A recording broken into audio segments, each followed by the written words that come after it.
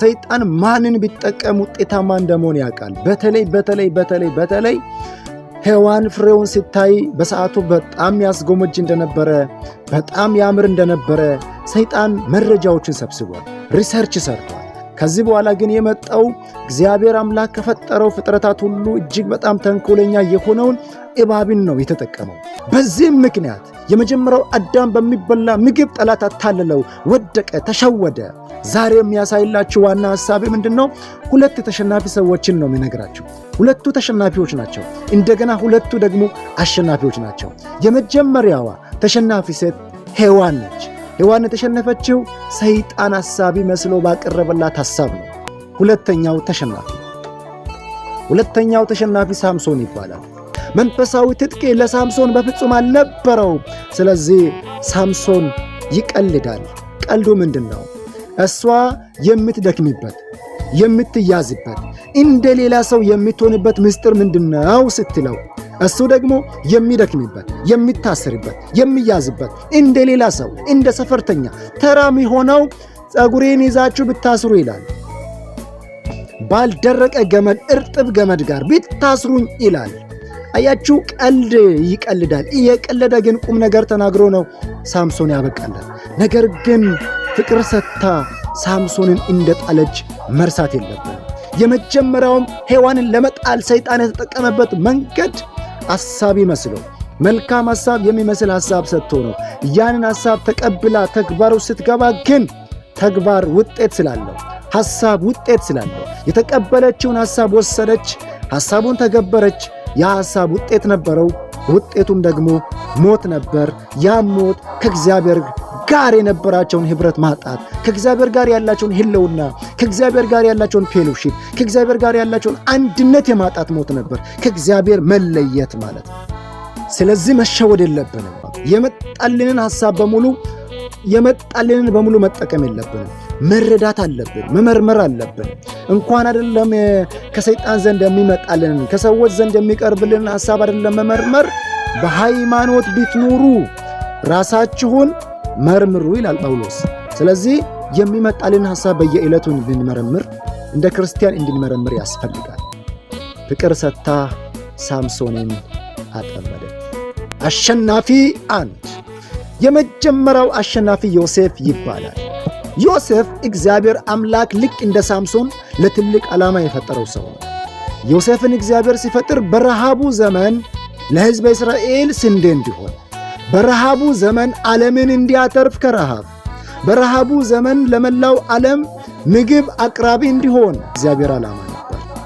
ለዚህ ትልቅ ክብር እግዚአብሔር የጠራው ሰው ነው ዮሴፍ። ስለዚህ ሰይጣን ይህንን ሰው የተቀባ ሰው በረሃቡ ዘመን ለሕዝበ እስራኤልና ለመላው ዓለም የመሻገር ምክንያት የሚሆነውን ሰው ለመጣል በወንድሞቹ መጣል ተሳካለት። ነገር ግን ዮሴፍ እግዚአብሔርን ይፈራ ነበር።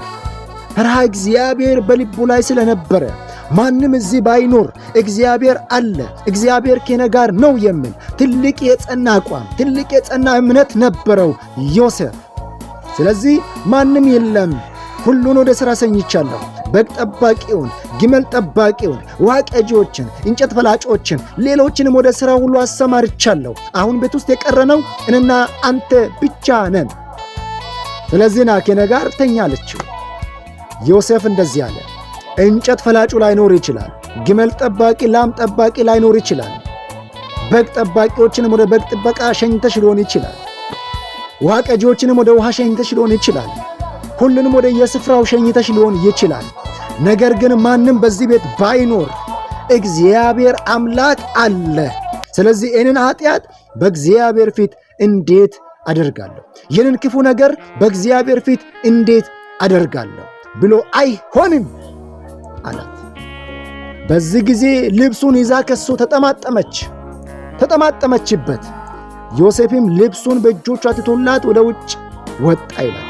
ስለዚህ ሰይጣን ይህንን ሰው ለመጣል መልካም ነገር አቅርቧል። ማለትም እቺ የፖጥፋራ ባለቤት ምን ልታደርግለት ትችላለች? በሰዓቱ እንደ ሰው ብናስብ የፖጥፋራ ባለቤት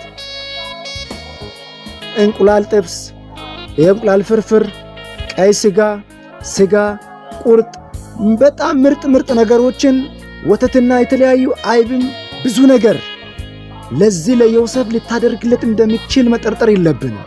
በጣም ግልጽ ነው። ሰው ሲወድ ለወደደለት ሰው፣ በፍቅሩ ለተሸነፈለት ሰው ብዙ ነገር ያደርጋል። እቺ ሴት ብዙ ነገር እንዳደረገችለት እንዳጠረጥሩ። ብዙ ነገር አድርጋለታለች፣ ብዙ ነገር ሰርታለታለች። ይህ ሰው ግን አስተዋይ ነው። በስጦታ አይደለልም። በሚቀርብለት መልካም ነገር በፍጹም አይሸወድም። የቀረበለትን ስጦታ መርምሮ የሚጓዝ ሰው ነው። ጥበበኛ ሰው ነው። አያችሁ፣ እንደዚህ የሚባል ነገር አለ። ሰይጣን አንድን ሰው ሲያስከትል አይኑን አሳውሮ ነው ይባላል። ሰይጣን አንድን ሰው ሲያስከትል አሳውሮ ያስከትላል። እግዚአብሔር ግን ሲያስከትል አይን አብርቶ ነው የሚያስከትለው ይባላል። ስለዚህ አይናማ ነው፣ አይኑ አልተያዘም። ስለዚህ ሔዋን ሰይጣን በእባብ በኩል ባቀረበላት ክፉ ሐሳብ ተሸንፋ ወደቀች። ሳምሶንም በደሊላ በኩል በሚቀርብለት የፍቅር አቅራቦት ተደልሎ ተሸውዶ ተሸንግሎ ይሄ ሳምሶን እግዚአብሔር ለክብር የጠራው ሳምሶን መጨረሻው ውርደት ሳይሆን መጨረሻው ክብር የሆነለት ሳምሶን እስራኤልን እንዲታደግ ለእስራኤል የተሰጠ ትልቅ ሀብት የሆነው ሳምሶን ጠላቶቹ እሱን ለመጣል አፍቃሪውን በመጠቀም ቅርብ የሆነችውን በመጠቀም ለእርሱ ቅርብ የሆነችውን ዘውትር ከእሱ ጋር እንድትውል የምትናፍቀውን እሱም ደግሞ ከእርሷ ጋር ለመዋል የሚናፍቃትን እሷን ተጠቅመው ጣሉት፣ አሸነፉት፣ እጃቸው ውስጥ አስገቡት፣ አይኑን አወለቁት፣ ማየት እንዳይችል አደረጉት፣ እንዳይበረታ አደረጉት፣ እንደፈለጉ አላገጡበት።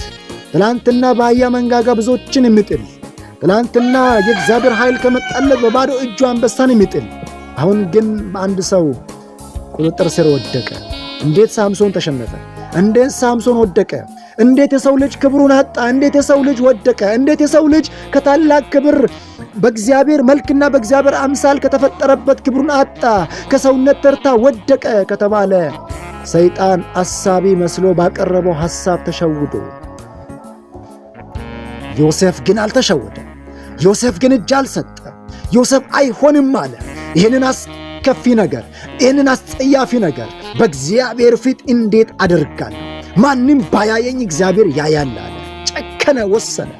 ወስኖ ልብሱን ለሷ ለቆ አውልቆ እጇ ላይ ጥሎ ወጣ። ይሄ ውሳኔ የሚያስከትለው ዋጋ ነበረ። 2 ዓመት ታሰረ፣ እስር ቤት ገባ፣ ዋጋ ከፈለ። ነገር ግን እግዚአብሔር ከዛ አውጥቶ አከበረ። መጨረሻችን ክብር ነው። እግዚአብሔር ካዘጋጀው ክብር እኛን ለመጣል ሰይጣን የማይወጣው ተራራ፣ የማይወርደው ሸለቆ፣ የማይፈነቅለው ድንጋይ የለም። ነገር ግን ዮሴፍ ያመለጠበት ማምለጫ መንገድ አንድ መንገድ ነው። ይሄም ፈርሃ እግዚአብሔር ይባላል። ማንም የለም ግን እግዚአብሔር አለ። ማንም የለም ግን እግዚአብሔር አለ። እግዚአብሔር በዚህ አለ ብሎ ነው ዮሴፍ ያመለጠው። እግዚአብሔር በዚህ አለ ባይል ኖሮ፣ እግዚአብሔር ያየኛል ባይል ኖሮ፣ እግዚአብሔር ማንም ባያየኝ ማንም ባይመለከተኝ እግዚአብሔር ይመለከተኛል፣ እግዚአብሔር ያየኛል ባይል ኖሮ ዮሴፍ አያመልጥም። ዮሴፍ ይወድቅ ነበር። ዮሴፍ እግዚአብሔር ካዘጋጀለት ክብር፣ ዮሴፍ እግዚአብሔር ካዘጋጀለት ከፍታ ይወድቅ ነበር። ነገር ግን እግዚአብሔር አለ አለ። እግዚአብሔር ይመለከተኛል አለ። እግዚአብሔር ያየኛል አለ። ስለዚህ አመለጠ። እግዚአብሔር ለሱ ወዳዘጋጀለት ክብርና ከፍታ ደረሰ። መጨረሻው ክብር ሆነ። በክብር የዚህ ሰው መጨረሻ ተደመደመ። መጨረሻችን በክብር እንዲደመደም እግዚአብሔር አለ ማለትን አንርሳ።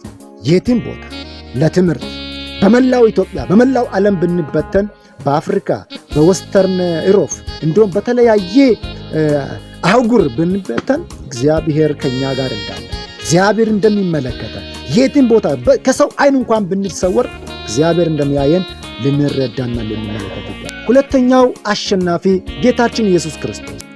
ሰይጣን የመጀመሪያውን አዳም የጣለው በሚበላ ምግብ አቅርቦ ብሉ ብሎ ነው የጣላቸው። ስለዚህ የረጅም ዘመን ልምዱን ይዞ መጣና ሁለተኛው አዳም ጋር ሲቀርብ እንደዚህ አለ፣ አንተ የእግዚአብሔር ልጅ ከሆንክ ይህንን ድንጋይ ዳቦ እንዲሆን ይዘዝና እንጀራ እንዲሆን ይዘዝና፣ ለምን ዝም ብለህ ትራለህ? የእግዚአብሔር ልጅ አይደለህ ቢላው አለ። ስለዚህ ሁለተኛው አዳም እንደዚህ አለ፣ መለሰለትና የሰው ልጅ ከእግዚአብሔር አብ በሚወጣው ቃል እንጂ በእንጀራ አይኖርም ተብሎ ተጽፏል። ሰይጣን በዚህ ጊዜ እንደዚህ አለ፣ ይሄኛው እንደመጀመሪያው አዳም አይደለም፣ እንደመጀመሪያው አዳም አይደለም። ይሄኛው የተለየ ነው። ይሄኛው በጣም የተለየ ነው። ጥቅስ ያቃል አለ። ጥቅስ ያቃል። ይሄ መጽሐፍ ቅዱስ በደንብ ያቃል ብሎ አሰበ። ስለዚህ ሰይጣንም ምንድነው ያለው? ሄደና እንደዚህ አለ። መጽሐፍ ቅዱስን ከመዝሙረ ዳዊት ምዕራፍ 91 ከቅንፍ 91 ላይ አምጥቶ እንደዚህ አለ። ትልቅ የቤተ መቅደስ ራስ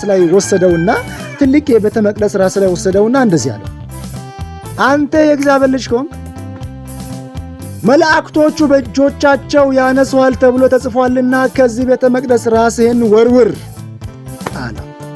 በዚህ ጊዜም ኢየሱስ ክርስቶስ ጥቅስን በጥቅስ መለሰና እንደዚህ አለ። ኢየሱስን መልሶ እግዚአብሔር አምላክን አትፈታተነው ተብሎ ተጽፏል። በዚህ ጊዜ ሰይጣን እጅግ በጣም የተገረመ አሁንም ትልቅ ተራራ ላይ ወሰደው ለሶስተኛ ጊዜ። ትልቅ ተራራ ላይ ከወሰደው በኋላ እንደዚህ አለ፣ ይሄ ሁሉ ለእኔ ተሰጥቶኛል፣ ለሚሰግድልኝ ለማንም ሰው ይህንን ይሰጠዋል። ኢየሱስም ለእግዚአብሔር ብቻ ስገድ፣ እርሱን ብቻ አምልክ ተብሎ ተጽፏል አለ። ሂድ አንተ ሰይጣን ብሎ ገሰጸው ይላል። ሰይጣንም ለጊዜው ከእርሱ ተለየ ይላል። አየ፣ የመጀመሪያው ዮሴፍ ወይም የመጀመሪያው አሸናፊ ያሸነፈው መንገድ ፍርሃ እግዚአብሔር ይባላል። ማንም ባያየኝ እግዚአብሔር ያየኛል በሚለው በዚህ እንዳመለጠ ተናገርኳችሁ። ሁለተኛው አሸናፊ ኢየሱስ ክርስቶስ፣ ሁለተኛው አዳም ያሸነፈው የእግዚአብሔርን ቃል በመሞላት ነበር። ሰይጣን ያቀረበለትን ሐሳብ፣ ሰይጣን ያቀረበለትን ያንን የሽንገላ ቃል እንዴት አሸነፈ? እንዴት አመለጠ?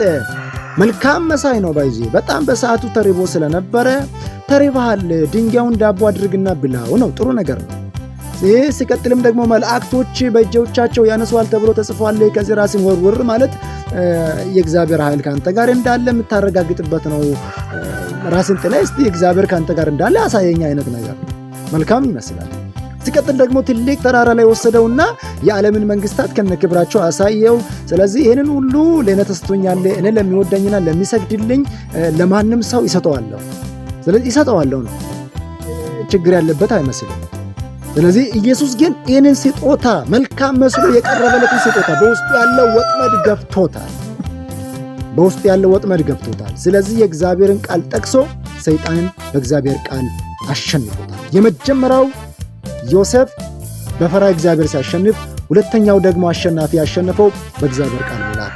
ስለዚህ በሚቀርብልን ስጦታ ውስጥ ሰይጣን ወጥመድ እንዳስቀመጠ ሁልጊዜ መረዳት አለብን። ይህንን ስጦታ ውስጥ ያለን ወጥመድ ለማሸነፍ ማድረግ ያለብን የትም ቦታ ብንሆን፣ የትም ስፍራ ላይ ብንሆን፣ በሸለቆ ቢሆን፣ በተራራ ቢሆን፣ በዝቅታ ቢሆን፣ በከፍታ ቢሆን ማወቅ ያለብን ነገር እግዚአብሔር ሁልጊዜ እንደሚያየን። ስለዚህ የትም እንሁን ይህንን ነገር በማወቃችን እግዚአብሔር አለ በማለት ያየኛል ስንል እናመልጣል። ይህንን ቅዱሱን ቃል፣ ይህንን ወንጌል በመሞላታችን በዚህ ቃል ሰይጣን ለሚያቀርበው ጥቅስ ከመጽሐፍ ቅዱስ እንኳን ቢጠቅስ ይህንን ቃል የዚህ ቃል ሙላት ካለን እናሸንፋለን። ምን የሚባል ነገር አለ? አንዳንድ ጊዜ የክርስቲያን ልጆች ዘፈን ይሰማሉ። የክርስቲያን ልጆች፣ የቅዱሳን ልጆች ዘፈን ይሰማሉ። ይሄ ዘፈን የእግዚአብሔር ቃል አለበት፣ ስለዚህ ዘፈን ሳይሆን መዝሙር ነው ይላል። ዘፈን የእግዚአብሔር ቃል አለበት ማለት መዝሙር ነው ማለት አይደለም። ሰይጣን የእግዚአብሔርን ቃል በቃል ከነጥቅሱ ጠቅሶታል ማለት ሰይጣን ወንጌላዊ ነው ማለት አይደለም። ሰይጣን ቃሉን የጠቀሰው ቅዱስ ስለሆነ ሳይሆን፣ ሰይጣን የእግዚአብሔርን ቃል የጠቀሰው ወንጌላዊ ስለሆነ ሳይሆን፣ ሰይጣን የእግዚአብሔርን ቃል የጠቀሰው ኢየሱስን ለመጣል ለዓላማው ስል ብቻ እንደሆነ ልንረሳው አይገባም። ስለዚህ በዘፈን ውስጥ የእግዚአብሔር ቃል ቢገባ ለሰይጣን ዓላማ እንጂ ዘፈኑ የእግዚአብሔር መዝሙር እንዲሆን ተብሎ አይደለም። ስለዚህ ቅዱሳን መሸወድ የለብን። የሚቀርብልንን ነገር በሙሉ በእግዚአብሔር ቃል አንጻር መረዳትና መመርመር አለብን እላለሁ። በጣም አድርጌ አመሰግናለሁ። ይህንን ቻናል ከወደዳችሁት ሳብስክራይብ አድርጉ። በጣም አመሰግናለሁ። በሌላ መልእክት ተመልሼ እስኪመጣ ሻሎም።